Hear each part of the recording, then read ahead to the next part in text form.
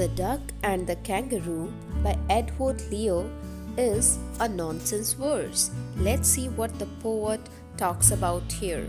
Said the duck to the kangaroo. So here we have a conversation between a duck and a kangaroo. Let us see what duck has to say to the kangaroo. Good gracious. This is an interjection which is used to express surprise, how you hope, how you jump. So here duck expresses her surprise how kangaroo jumps all the time, everywhere, over the fields and the water too. So he is capable of jumping over the fields, over the land as well as water. As if you never would stop, as if he would keep jumping incessantly without any break. My life is a bore in this nasty pond, in dirty pond. The duck feels bored and I long, she desires to go out in the world beyond, the world outside that nasty, dirty pond where she has to spend her life all the time. I wish I could hope like you, and expresses her desire to jump like the kangaroo. Said the duck to the kangaroo. The duck continues, please give me a ride on your back, and requests the kangaroo to take her on a ride on his back.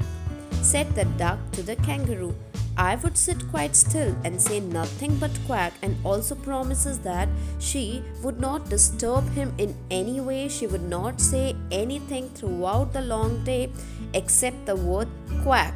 Quack is the sound made by ducks.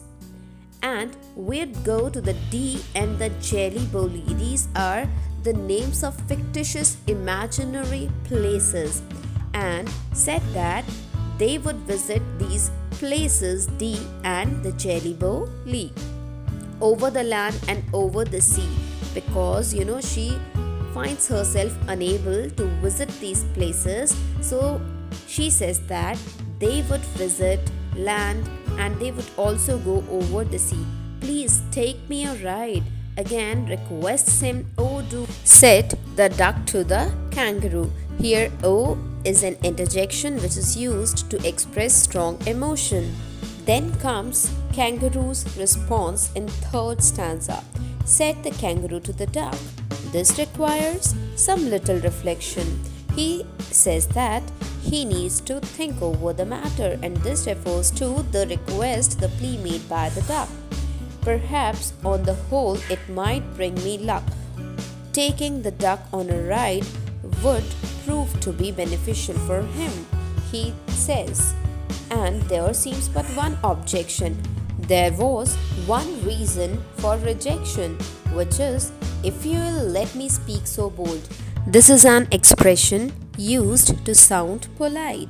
Your feet are unpleasantly wet and cold. Your feet are unpleasantly wet and cold. This is the objection raised by the kangaroo, that feet of the duck are wet and cold to a disagreeable manner. That means this was not at all a pleasant thing, and he is also worried that he would get rheumatism. Rheumatism is used for rheumatism, which is a disease of joints that causes pain and stiffness in them. Now let's see what the duck has to say. Said the duck, as I sat on the rocks, I have thought over that completely.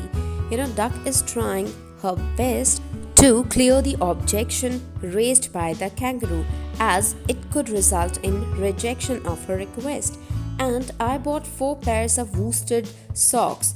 For this, she says that she has purchased 4 pairs of woolen socks, which fit my webbed feet neatly. Webbed feet having toes connected by folds of skin.